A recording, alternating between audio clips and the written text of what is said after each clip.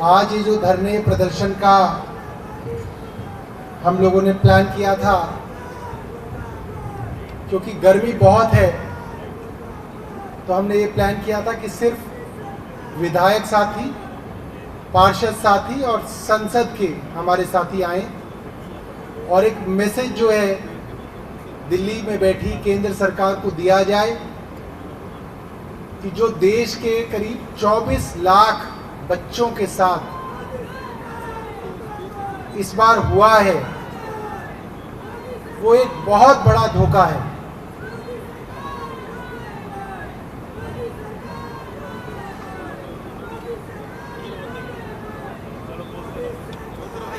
अच्छा, ठीक है।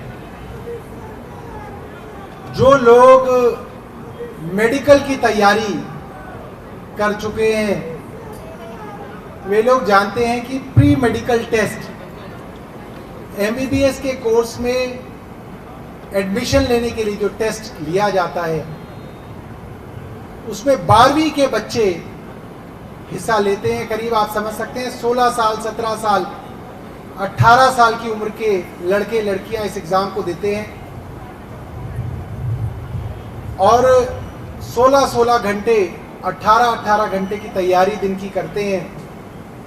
एक ही सपना होता है कि किसी तरीके से MBBS के अंदर एडमिशन हो, डेंटल कॉलेज में एडमिशन हो, आयुर्वेदिक कॉलेज में एडमिशन हो और वे लोग डॉक्टर बन सकें, समाज की सेवा कर सकें। और इस तरीके के एग्जाम बहुत प्रतिष्ठित एग्जाम रहे, बहुत विश्वसनीयता रही। कभी ये नहीं सुना गया कि आप पैसे देके PMT के एग्जाम के अंदर बेहतर नंबर ला सकते हैं, ये कभी नहीं सुना हिंदुस्तान में।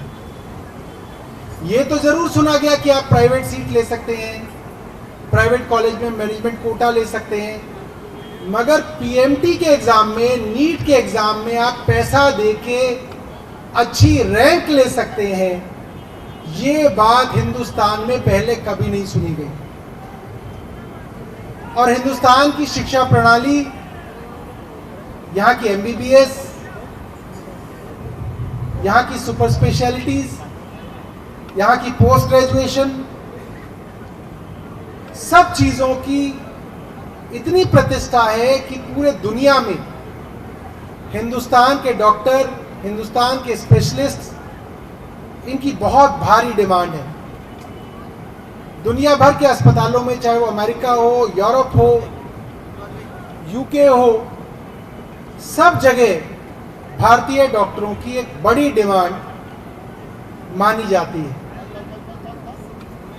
मगर पिछले कुछ दिनों से जो सिलसिलेवार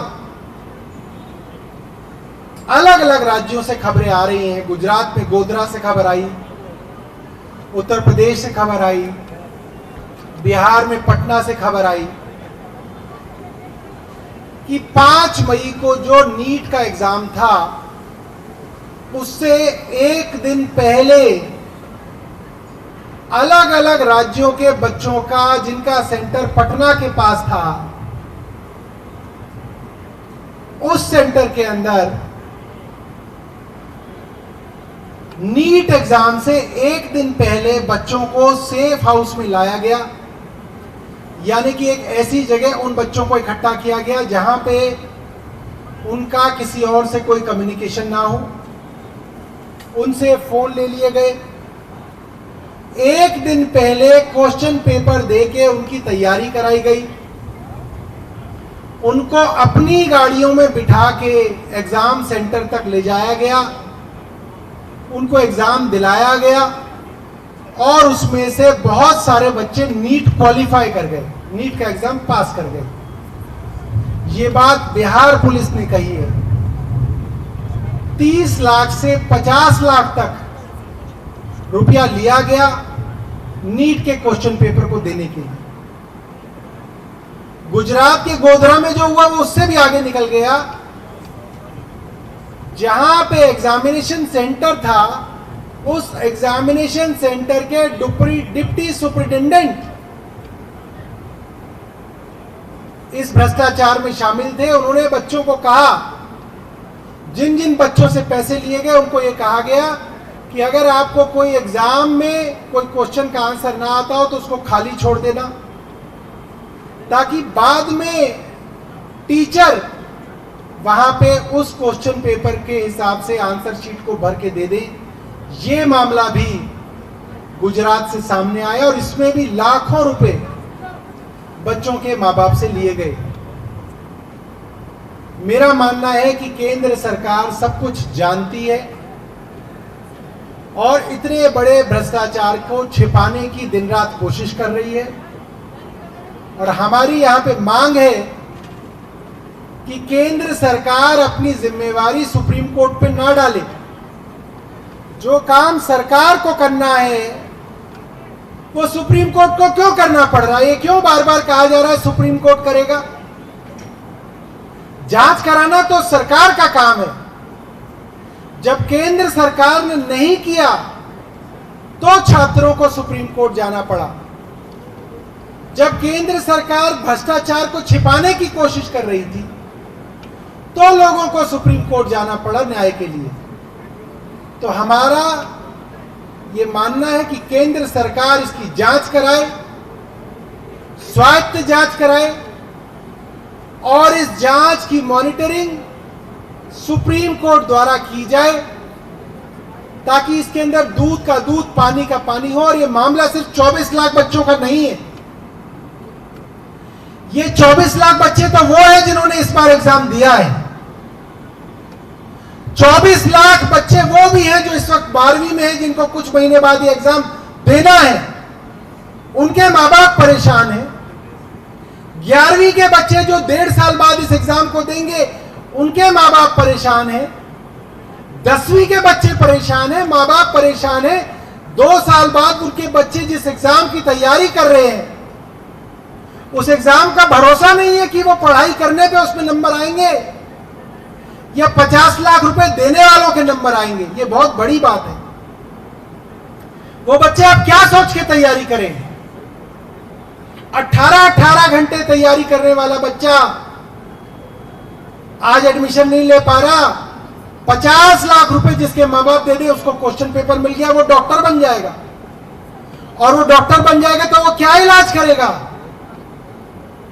वो तो ये कहेगा कि मां बाप ने 50 लाख रुपए देके डॉक्टर बनाया है, पहले 1 करोड़ रुपए मां बाप को कमा के वापस दूं, बाद में डॉक्टरी देखी जाएगी। ये देश के भविष्य का सवाल है और ये बहुत बड़ा मामला है। मैं अपने विधायक साथियों को, पार्षद साथियों को बताना चाहता हूं, आप इस षड्यंत्र को समझिए। दिल्ली 2 करोड़ की जनसंख्या है। कुछ इलाकों में पानी नहीं आ रहा है। 1 हफ्ते से सुबह से शाम तक टीवी पे पानी ही पानी चल रहा है ताकि नीट की खबर पे पानी फेर दिया जाए। आप इस षड्यंत्र को समझो। ये खबर पानी की तब तक चलती रहेगी जब तक नीट की खबर दब ना जाए। आप इस षड्यंत्र को समझो। 2 ट्रेनें आपस में टकरा जाती हैं, 9 लोगों की मृत्यु हो जाती है, कितने लोग घायल होते हैं, उसके ऊपर टीवी पे बहस नहीं होगी। दिल्ली को पानी नहीं मिल रहा, हरियाणा पानी नहीं दे रहा, उस पर बहस नहीं होगी।